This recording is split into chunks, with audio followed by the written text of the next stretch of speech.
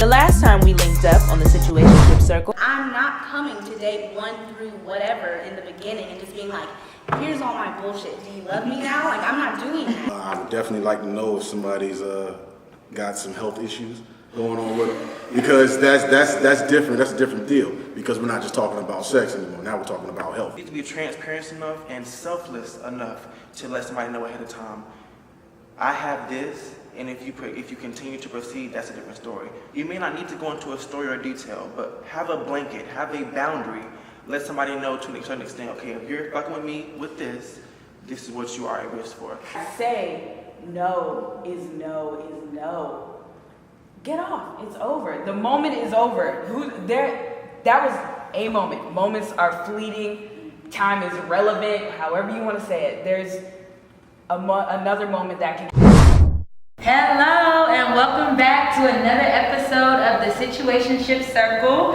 I am so excited for this topic today. This topic is really near and dear to me, and it's really near and dear to the rest of the world right now. We're really focusing a lot on mental health in the African American community, but really all over the world. Everyone really wants us to be healthy and happy and loving. So with that, I am going to invite you guys to turn your cards over. And we want to know that even though the world, like I said, the world is focusing on mental health a lot, but do we think that it's becoming more glamorized because of social media, or do we think that the world is actually taking our mental health seriously? Well, simply put, yes to both. I do think it's glamorized now. I think it's a hot button issue. I think it's very cool to say, yo, I got a therapy, I gotta go to therapy today. But I also think a lot of people are taking it more seriously. We all see Kanye. We all feel like Kanye is not well right now. A lot of people are saying funny things about him, but he is not well. This is what it looks like when you are on and off meds, when you are open about being mentally ill. But that's just one depiction. I think it's really cool that people are okay with going to therapy now. Not everyone, especially in our community, takes it seriously or feel the need. I was just having this conversation yesterday about feeling the need to go to therapy. It's just like, I'll do it if you want me to do it, but I don't feel like I need it. And to me, it's just so important to go to speak to someone that's unbiased, someone that you don't know, maybe even someone from a different demographic background, just to discuss things that you feel are weighing heavy on you, or you may not even know. You may have a fortress inside of you. Do we feel like therapists can be judgmental? Even though it's their job not to be, but because they are human. Because I remember I went to therapy in college, and she was a grad student, and I was just like, she's judging me. She's judging the fuck out of me right now. So do we think that may be a reason why, because in our community, we're so afraid of what people think about us and all of these things? I don't think that's it, about someone else judging, like the therapist judging them. I think ultimately it's self-guilt. Yeah. Like, oh, I'm crazy if I need to speak to someone, or oh, I can handle it, I'm not paying for a friend. And it's just really a negative notation to talking to someone about whatever's on your mind unbiasedly. It's hard to talk to partners about problems in the relationship when they're a part of the problem. It's hard to talk to your parents about issues that you all have, and they're a part of the equation with the issue. And this is what I added that too. I don't think therapists, I think 99% of therapists are not there to be judgmental. I think they really are trying to do their job well. I do think that, to your point, there could be some projection there, how you're feeling vulnerable. But I do also think that finding a therapist, finding someone who can help you sort of wrestle with some different issues on a mental standpoint, is sort of like finding a good mechanic. Not everybody can work in your car. If you go to one dealership and they're working on BMWs versus another dealership and you have an Acura, right?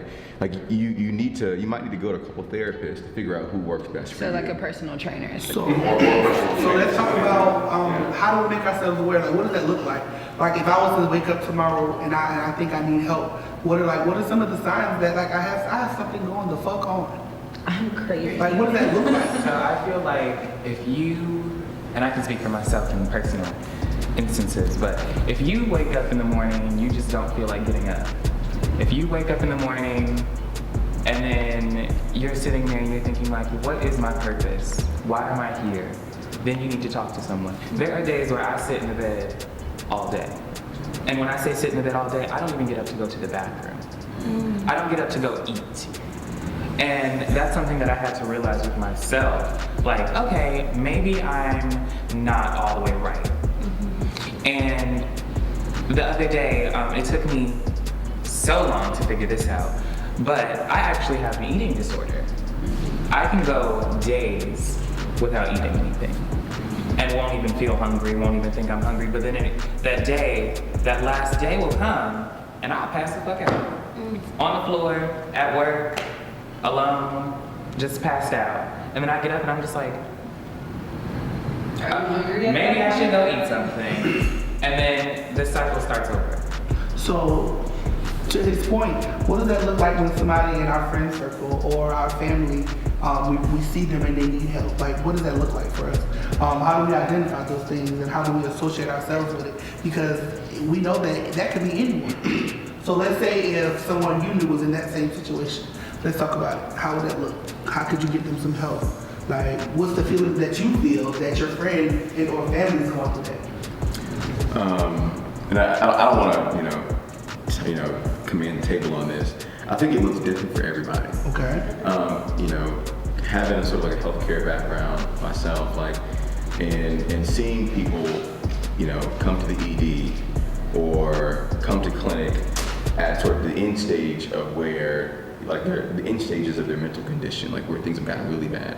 And it's, again, what does that really depressed person look like before they start considering suicide? What does the person with bipolar look like before they're in a bipolar episode? Again, it's hard to really tell. I think that as like friends and family members and husbands and wives, I feel like we just need to continue to keep the communication lines open with people. We kind of talked about being vulnerable last episode, and I feel like allowing people to be vulnerable around you is also very important, which allows people to sort of open up and tell you what's going on. So what about those of us who have, like say your father is bipolar and schizophrenic, as my biological father is. Do you just go to therapy because you know that these are traits that are of your father, or do you just, because I don't necessarily feel like right now I should go to therapy, but what would you say to people if those traits are in your family? You know what I mean? Like, because some of these things, as Black people, we just kind of say just pray on me. Yeah, Kyle had, he does. Well, I was gonna say that. So I believe that we shouldn't. Therapy is important, and I didn't know how important it was until I started going to therapy. And I believe that we always get to the point in Black communities where we go through a divorce, or we go through a suicide attempt, or we go through a tough time, and then it's a time to go to therapy. I believe there's no preventative to depression. There's no preventative to mental health or illness. So I believe being proactive, though, is something that we can't do. Before that problem even comes up, where, like, if you come from a family like that, I believe that it's important for you to be self-aware enough to begin to start going to therapy before that breakdown happens, before that place where you're at your lowest point happens. I think it's our responsibility, and then also our responsibility as Black people, as family, of all kin, to hold you accountable to go to therapy. Or it's like, if you don't feel comfortable, I'll come with you. I'll drive you there. I'll pay for your first session. A good brother told me one time, he said, family to me means forget about me, I love you. I like that. And it's like, I think a lot of times we're so focused on, what's my career look like? I'm trying to get my money, or I got kids too, or I got bills too, where we forgot to really take time. And you knew your friend was going through it. You knew she was going through it, or he was going through it, but you never took time to really see her or see him. So tell me this, we're all being all, nice and thinking that in worst case scenario, that everybody's all, hunky-dory, yes, let's go. But what happens when you're young and you feel like you need help and you express those things, and as a parent, and you tell your child, or you hear somebody say, you'll be okay, you just want attention. Tanika, talk to me, what does that look like? So just to backtrack a little bit on the first question, Okay. is it glammed in the celeb light versus on a local level like us? So my first rebuttal would be, a lot of people don't have access to go to therapy. They don't have medical insurance. They don't have this. They don't have that. So how do you get that help? Me, I grew up in a urban community. My mom was on Section 8. She was a single mom, 3 kids, and she was a terrible mom. And in the recent years, I did find out that she was bipolar, but even so, how could my mom get help when she didn't have the financial means to do so? So how do you help those people who are in that situation? And that was more so what I was asking. Yeah, I would say someone, okay, so I grew up in a very urban community as well. And I would say the first time I went away on my own, which is when I came down to North Carolina, I never visited here. I just came down here. I was like, okay, I'm going to school. I'm moving far. I'm going to go to school. When you isolate yourself away from what's norm to you, then you can actually see your reflection and see where your blind spots are. And so for me, I dove into wellness. That's not typical for people. Everyone is not going to say, oh, I want to do my shadow work, or I want to start being conscious about what I put on my body and put in my body. But that's something that I took upon myself to do. Google is your best fucking friend. When you feel like, I know people are, especially you, someone that has a healthcare background, would advise against that, but at the end of the day, like you said, if you wake up and you feel like, I cannot get out the bed, I don't want to go to the restroom, I don't want to eat anything, I barely want to drink water, I don't want to talk to anyone. Sometimes isolation is, I would say all the time, is where you find yourself. And for me, as to your point, someone with no health care, someone that doesn't have anyone immediately around them that is an activist for therapy, you have to turn inward. I mean, let's talk about fault and responsibility. Is it your fault that you were dealt the cards that you were dealt? No. But is it your responsibility to get your mental health together? Absolutely. We like to separate our mental health from our physical health, but your mind is a part of your body as well. So I just think, honestly, we have to be a little bit more accountable on ourselves and not feel like, well, I never was taught that, or no one supports me. Support yourself. So I think basically there's talking- nothing wrong. I think there's nothing wrong with being informed. You know, Dr. Google can be very helpful sometimes in stimulating good conversation during certain visits. But I think there's nothing wrong if you know you have certain like mental health traits in your family. There's nothing wrong with checking in with somebody. You know, maybe not necessarily like setting up 12 appointments. You know, before Anytime you're my mood perfectly switches, I need to go to the doctor. right. Exactly. That might be a little overboard, but It's if just you feel like you need to check in with someone and just see what's going on, there's nothing wrong with that. Well, so you're talking about self-care is what it sounds like, and I just wanted to ask you, like, what does that look like for you? Do you actually practice self-care and self-awareness, and do you actually take that look in the mirror and see where you're passing those blind spots? So I want to just say with what you were saying, like fault and responsibility, in taking accountability with your self-care, you need to be gentle with the expectations of yourself, because this relationship you have with you is the first, the longest, and the last relationship that you're gonna have. Right from the point you are born to the day you die, you ain't going nowhere. Like it is you in here. So you need to be comfortable with where you're at. And with that being said, with the glamorizing of mental health and self-care, we need to break the mold of, oh yeah, it's bath bombs and face masks, which, don't get me wrong, I do. Like, my bathroom potions are amazing. You can attest. But with that being said, like, you definitely have to do your shadow work. You need to dive deep. You need to get into those nooks and crannies that are uncomfortable. And for me, another pivotal point that I thought was like strange, but it helped me a lot, give yourself permission to cry. Yeah. And it was just like, it was so weird. Like I would be in bed sometimes just miserable, and I'd be like, you know what? You can cry if you want to. And I would just like bawl my eyes out and feel so much better. Be like, I don't know what I was upset about, but something needed to be released.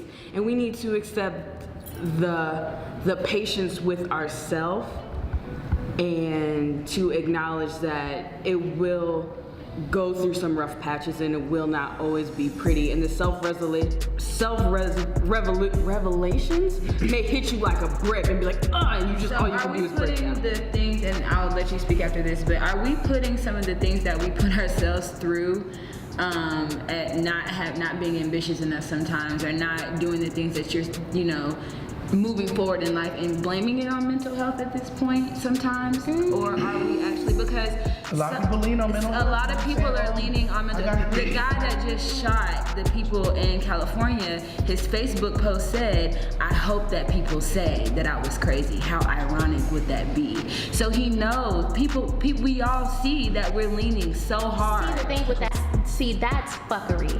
That's playing around with wanting to have the ability to hurt and cause and exude your baggage to other people in the name of mental health, in the name of a cry for help. That's not shadow work. That's not being responsible.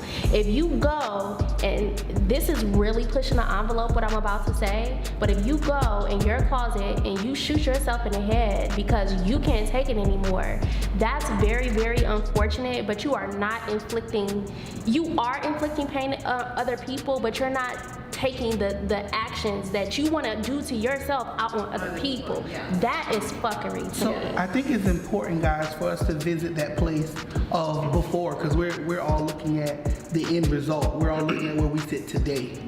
You know, which is cool because we can do that. But what happens when you're 13 years old? You don't understand why you're crying. You know, you say, "Oh, I need help," and they say, "Oh, you just want attention."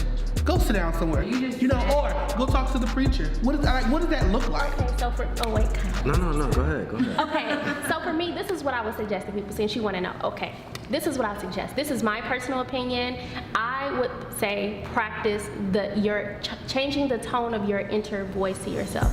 How you choose to speak to yourself when you wake up. If you are a person like myself who tends to run behind, what my mom would say, I have a hard time letting the bed go.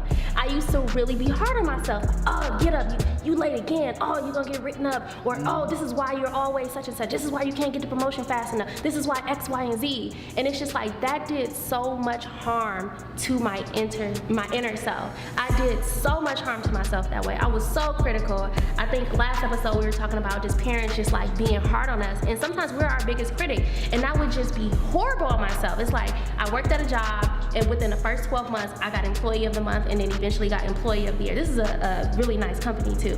It's the Ritz-Carlton. So, I got Employee of the Month and Employee of the Year. And within that year, I was just like, oh, I'm always late. Oh, I'm this. Oh, I'm that. I just was so critical of myself. I even started a business at that point. And it was just like, I could not give myself enough credit because my inner tone was so horrible to myself. So And I pause. think- Don't come back from that. I need us all to stay right here where you at right now. Right here. So, you know, we're in this place. Do we feel like some of the things that we're taught and the way that our families have trained us to be, do we feel like that can be a big part of our mental health? Can we be taught to be depressive? Or do we think that depressive is something like, I woke up on Wednesday, you know, I have a fabulous life, I have daisies and roses, you know, now I'm sad. So that's a perfect segue to what I was gonna say.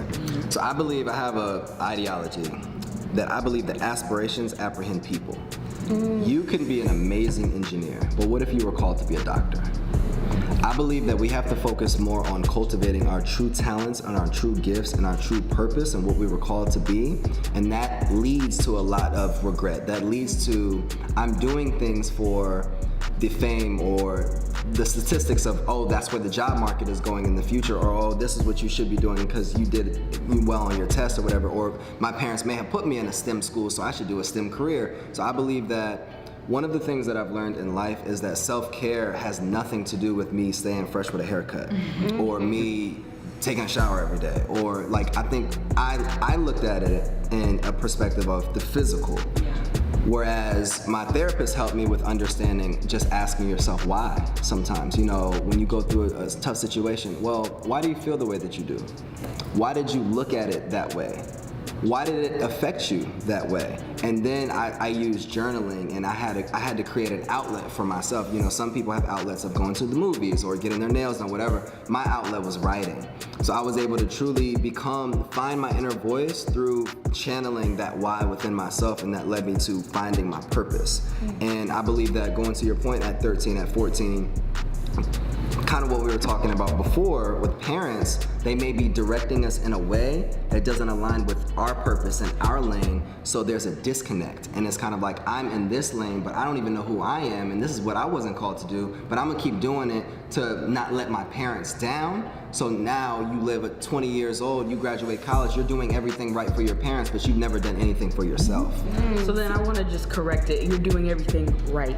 It's just like, it's right and wrong is relative. It is gray. You have to be very careful. I think something that was really interesting. There's a book, The Alchemist. This kid had to take his journey to really learn himself, and he was offered conventional success many times, and he was just like, but that's not it, and he kept going.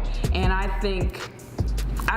believe that we need to break past the barriers of other people's ideas of conventional success and do what makes you proud. Don't be like, oh, I do this because it makes me happy. Happy is a journey, and it is happy is a journey. So really quick, just by a show of hands, how many of us grew up in a household where we were able to be asked?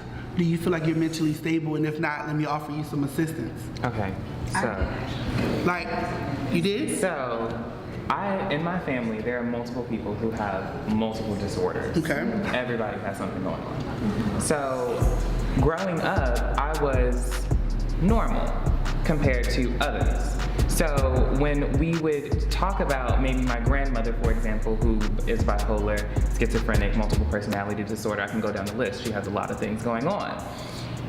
We kind of talked bad about her. And so that made me feel like, since she has this mental disorder, then it's bad for me if I feel the same way that she's feeling in that moment. So if I'm feeling that way, I'm not going to talk about it. So I feel like you can't, as parents, you can't reprimand someone for having a mental disorder. That's what happened in my household. Like, for example, I didn't even know until I got into an altercation with my father.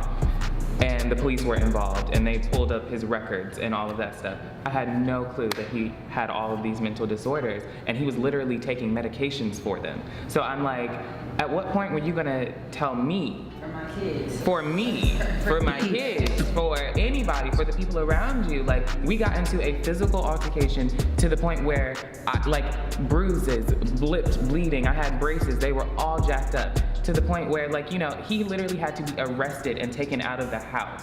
And I had no idea that he had all of this going on with him until, I couldn't see him anymore. So now we can't have that conversation.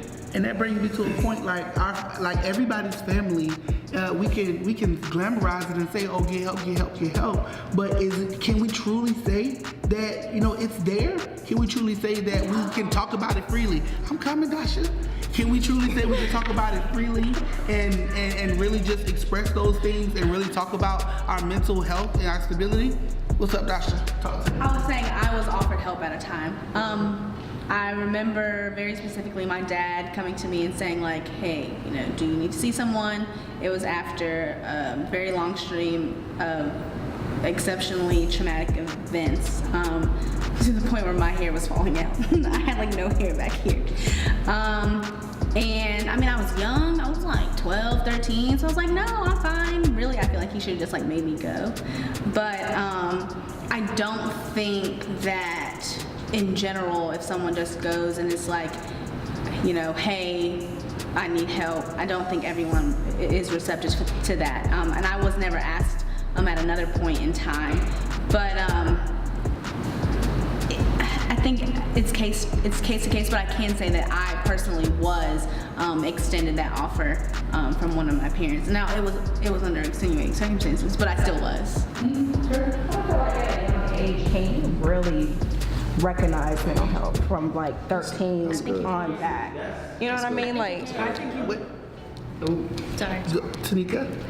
well, I say that because I'm a mom, and my kids, they're not mature. They're literally 5, 7, 9. They're not 9 going on 19 and 7 going on 18. So they're really children. So if my daughter, she's very quiet. She's very closed in. She has a hard time making friends. And I talk to her all the time. Does that bother you? She's like, no. Like, she's happy. She's very content with who she is.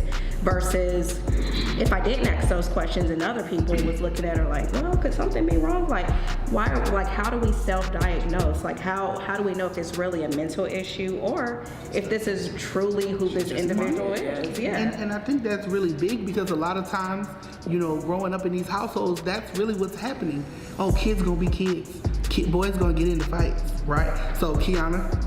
I was gonna say that in reference to like the glamorization of mental health, I think there's still an issue where people don't know, like if it's not on the extreme end of the spectrum, they don't know that like the fact that I overthink situations over and over again is a mental health issue, or like me feeling apprehensive about leaving the house in the morning, like that's mental health. Like I think when the media talks about it, it's like, oh, he shot up a school, oh, she's, I don't know, tried to commit suicide. But maybe sometimes it's not that extreme. Like sometimes like you know, Dr. Phil talks about like it's abnormal when it prevents you from being able to like live your life normally. So like if I can't get out of the bed in the morning, or I have apprehension about like walking out of my door because maybe I'm gonna get into like a car accident or something, like that's on the spectrum of mental health issues, but it's not like I'm crippled and I can't like live my day or I can't function. So I think And that's why it's really important to have like a primary care doctor that we all see. A lot of black folks don't have doctors they follow with.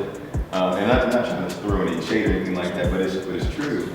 And you know, for those days where you're apprehensive about getting into the bed, or if your child is you know acting a little different and whatnot, having some provider who sees thousands of people who are like that, they're better at recognizing if something's like pathological or just normal variation. Does that make sense? So like being sad, it's normal to be sad or like afraid to get out of the bed before an interview or before some performance at work. But if it gets in the way of you like working, eating, like staying healthy, that's when it becomes pathology. And like when you have someone you're connected with, like on an annual basis, getting your annual physical, everybody's like, annual physical, isn't that like $30? Like, I'm fine, like, I don't need to go to see anybody. But having somebody who's monitoring your progress over the years, they can tell when something might change in you. So, a little plug there. Interesting. I don't know, maybe I'm taking things in a wrong direction, but there's been studies lately that have been showing that a lot of black people go to the doctor and they don't get the same level of care as everybody else gets. Do we, even outside of that, when you go to the doctor, are they really gonna be looking out really for that kind of stuff? And I feel like, yes, if you do have a doctor that's going all the way with you from the time you were a child all the way up, then maybe. But just being a person of color walking into a doctor's office and feeling like the level of care is mediocre, are they really going to care about your mental health enough to ask and make a referral, let alone just black people going to the doctor anyway? But I feel like that's a whole other issue right there. I don't know if I'm gonna get sued or in trouble for what I'm about to say, but I really could care less. I used to work for, my first career after college was I worked with Johnson & Johnson. So I worked with Janssen Pharmaceutical Companies, so we sold Stelara. I'm a pharmaceutical rep, so I know exactly where you're So I'm gonna keep it real. Yes, we do get different care. Yes. Insurance companies drive healthcare. Yeah. I've seen it personally in my hands that, all right, we want to be able to give this someone, a patient with psoriasis that's hurting, that is, going through a tough time. They're gonna prescribe them another drug that they know is not gonna really help them, but it's gonna make that pharmaceutical company more money. It's about money at the end of the day, and that's why I believe part of the glamorization of mental health, now they're finding ways to be able to capitalize off it financially. So I believe that's why it's in the limelight, and that's real. Mike, you had something you had to say. Well, I was going to follow up with what Tamika was talking about, Tracy.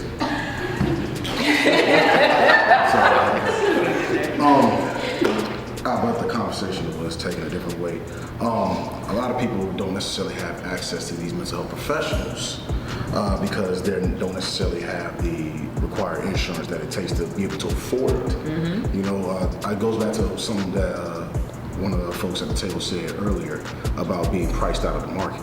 Tamika, she said. Okay.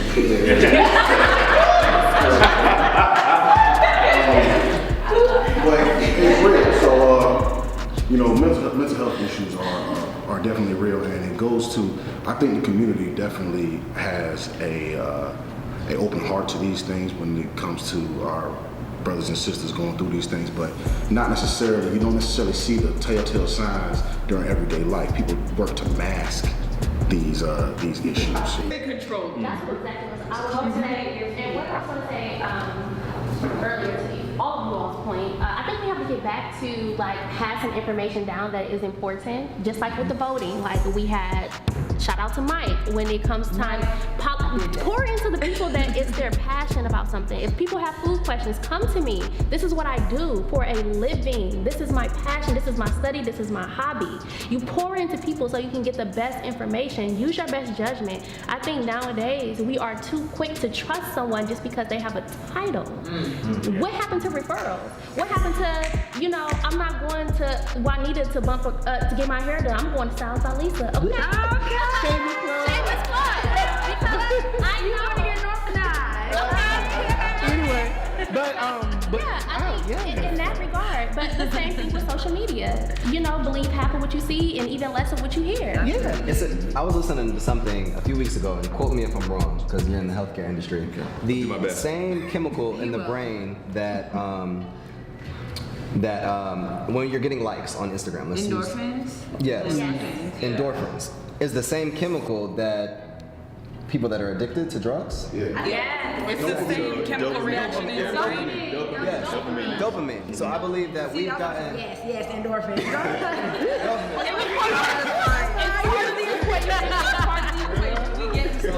We're just trying to get to this point. Same chemicals, dopamine, that are in the brain that stimulate addictions, that stimulate, drug addicts and all these different things, are the same chemicals in our brains that stimulate when we're getting likes and receiving likes. So we're now it's the same high. So as a whole, to answer your question directly, yes, social media has played a major role. I actually had a student a few weeks ago, no, this was last week, that said she was strolling down her Instagram. I was like, what do you want to be when you grow up? She said, hold on, let me show you. She started scrolling. She went to someone else's page. She said, I want to be just like her, Mr. King. Literally. She couldn't tell. Was it some random person on Instagram? It wasn't even someone, she only had 1,200 followers. So it wasn't someone like Instagram famous, but she literally. Stop putting that. Oh, she only had 1,200. okay, we got some outside in the joke. Kiana. As long as we're not going back to the argument conversation. But we'll hit you first, Carmen, and then Kiana, because she's been throwing up her little rolling eyes. I just want to say real quick that it's such a negative stigma or question about how effective or ineffective social media is for people who struggle with mental health, but it's also important to realize that social media has a positive impact for people who use it as an outlet to say, hey, this is happening to me, I feel this way, I need help. Or I'm going through this is how it worked, this is what helped me to get over it. And like a blog kind of thing, that's all social media. I can go through something that is horrible for me, find out how to get through it, put it in social media, and somebody else going through the same thing can see that and see how it can help them. So social media can be negative, but overall, it's a lot more positive. It's humor, it helps the soul. It's humor, it's venting, it's finding help when you can't find people. For someone like me who kind of live my life as kind of a loner, so to say, social media can give you different reasons or different outlets to look at different things and say, this can help me. I can say this and someone give me advice, or it's going to help, period. It's not always a negative stigma about social media effects, period. So Kiana? I don't know how y'all feel about this, but I feel like if you're scrolling on social media on Instagram and you're like depressed, I don't think that's a social media issue. I think that's a personal issue. Like, I think you have to look at what are you depressed about. I think in the situation like how I was talking about with a young girl, like looking at this girl and like I want to be like her. I think that's been happening like regardless. Like before social media and magazines, on TV, it's like I see this person, I want to be like this person. I think the better part would be to say, what about her do you like? Like, do you like the way she's presenting herself? Do you like the talent that she has? Because those are things that yeah, I don't think anything's wrong with having like role models, like someone that you're looking to for different things. I think that's natural. I think if people are depressed about social media or about likes, why nobody's liking my picture, why nobody's following me, that's a personal issue that you feel like you need validation from other people. It's not created by social media. You could eliminate your social media and you're still gonna feel like in real life, why doesn't this person like me? Why doesn't she like me? Why doesn't he like me? It's not a social media issue, it's a personal issue. I want to speak to basically the children, you know what I mean, at this point in time, because us here sitting at this table, we grew up in a time where there wasn't social media, that we had social media. The children grew up, children grew up when there was a point when there was social media in their life all the time, you know, and I believe that's a direct correlation to the spike that we see in young people's suicides and things like that. Because I guess it can go back to like bullying. You know, when we were in school, you know, we played the dozens or whatever, but then we went home, we got away from that. With kids today, you know, they get on social, they're influenced with social media all the time, so they don't get away from it. They go on social media all the time and they getting bullied 24/7, you know? And that just goes to the folks that go through that, you know, so a lot of kids don't necessarily have the mental capacity to deal with the fact that they're getting bullied all the time and they're feeling sorry about themselves all the time. So that's definitely something that we definitely have to be cognizant of as adults that didn't necessarily grow up with social media, but we got social media now, you know what I mean? So it's a whole different mindset coming from the children. I'm had all the passwords. Period. And it's also important to realize, like, mental health, suicide is real, so real. I agree actually with everything you just said, but I just wanted to make a point. I think that what it all comes back to it, social media, like we talked about earlier, is impact versus intent. Like, it's all about what you're looking for, and especially with what you just said about kids, you know, with social media. It's hard for kids with social media because, like, so they never escape that. I think when it comes back to what they're taking in and how they react to it and what effect that it has on them, for a child, I think that responsibility, this just goes back to what kind of involvement do they have from like their parent or from like a person that they can rely on, someone that they can talk to, someone that they can depend on, someone that cares about them to talk about what they may be seeing on social media, how it's making them feel, or like what they're going through and how that's kind of manifesting itself.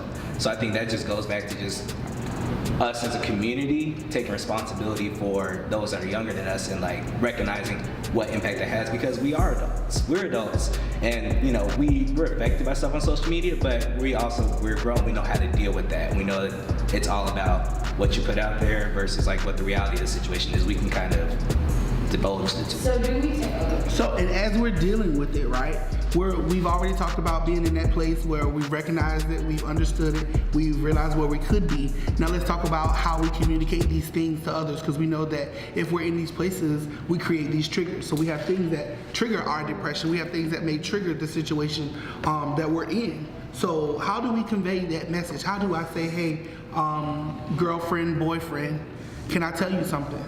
You know, what does that look like? I think first and foremost, it goes back to what we said in the last episode about boundaries. You know, not everybody's okay with just put it all? Spilling yes, that is me. Words fall out of my mouth all of the time. To know me is to love me. Sometimes I come really hard and then I have to come back and be like, you know, I was just saying it with love. But you need to get your shit together. Not everybody receives it like that. And you know, it takes a long time to understand that, but you just have to find people's love language and figure out how to tell them. I think that's your responsibility in people's lives. Okay, so we're gonna go over here. And I just wanted to, add to that. When you cannot find people who care about you for whatever reason, it's okay to do it for yourself and figure out, okay. For example, I've been in a very bad depressional stage, and I took the route to get a tattoo, and it's Kyron Matters. That's my name with that, because it's reminding me that I matter regardless. So you don't always have to go to somebody to get help. You can find those things within yourself. It takes self-growth to figure it out, but this tattoo means more to me than a conversation I can have with somebody else, because it's one with me. I talk to myself, Kyron, you fucking matter, period. If you matter when you're depressional stage, your mental health, your health, period, you matter. And so it's ways that you could take steps to figure out yourself rather than have a conversation with somebody else. I was just gonna say, the more you sweat in times of peace, the less you'll bleed in times of war. I feel like oftentimes we try to think about how we're going to fix something after the fact, after something's already happened, after someone's already getting bullied on social media, after, whatever has already set in. But if you are, cultivating a sense of self-confidence and love in a child before they start getting bullied, then that's not going to matter as much. Or if you start focusing on, your mental health before it becomes an issue, I think we need to learn to prepare before something happens, before some type of disaster strikes, and that would help a lot of stuff. So I have a question to that point. As an educator and as a parent, how do we introduce children, when and how do we introduce that to children? Yeah, how do they recognize Social media, their you're saying social triggers? media? I guess, like, how do we teach them how to recognize their triggers? If I'm, daddy and, your teacher.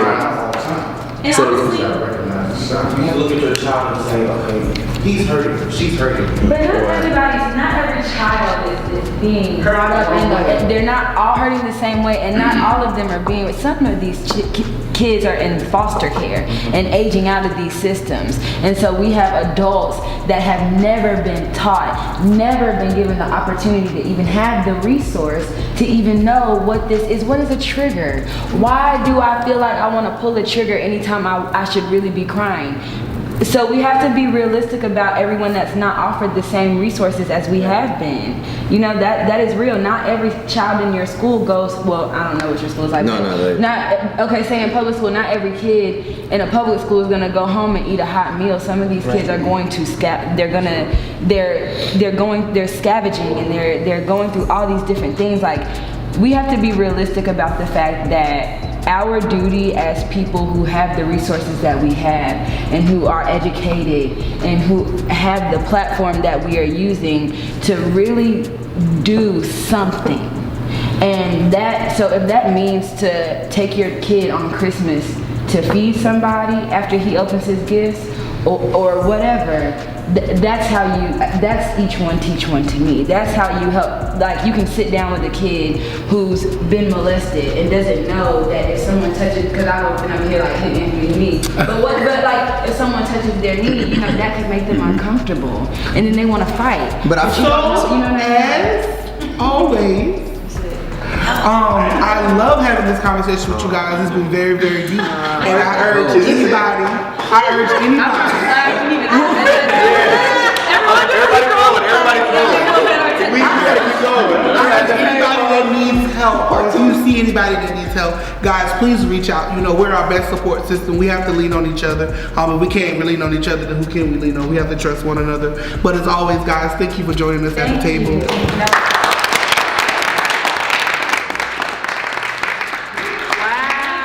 Had a conversation when people start saying things like,